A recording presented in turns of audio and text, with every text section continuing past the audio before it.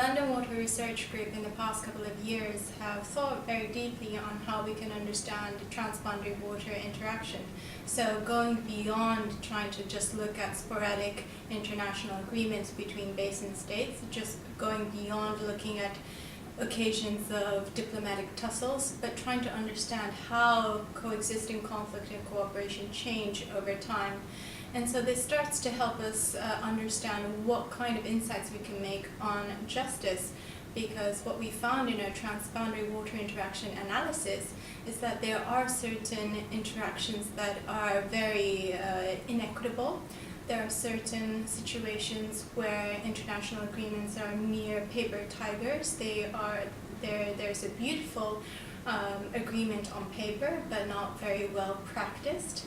And there are situations where the Hydro-Hegemony, the basin state with very strong political power, can decide on what terms cooperation could be done, on what terms water sharing could be done. And so these lead to situations of inequity, inequitable water allocation, inequitable water management practices.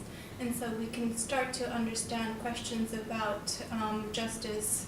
What kinds of environmental goods or environmental bads should we be thinking about, under what kinds of principles, who should care about justice, who should make decisions about justice. And so I think that there is some scope for us to extend our thinking into looking at justice.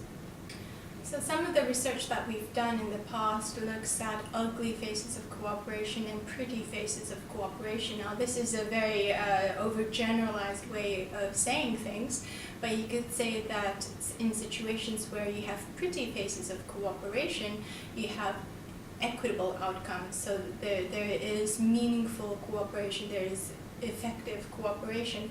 While as on the other hand, if you have ugly faces of cooperation in a basin, it could be instances where the Hydro-Hegemony, the basin state with the relative power, cherry-picking issues you could cooperate on. For example, you could cooperate on technical issues such as monitoring water flow, but not really talk about how you're going to share that water that flows in the river.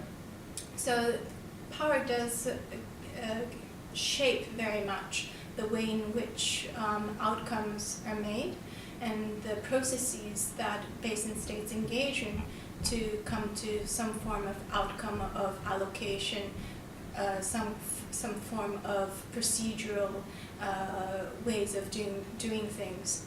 So power can help us know a little bit more about the very complex, the very nuanced landscape of how things are done on the ground.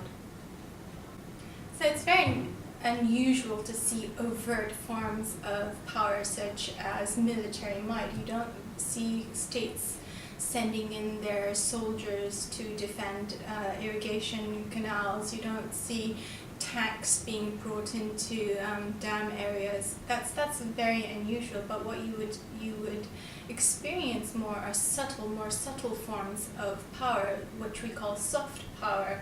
So it can be the power to influence agendas that states can talk about at the negotiations table, or it can be ideational power, the power to influence the mindset. So what kind of outcomes in terms of water allocation could be shaped by ideational power.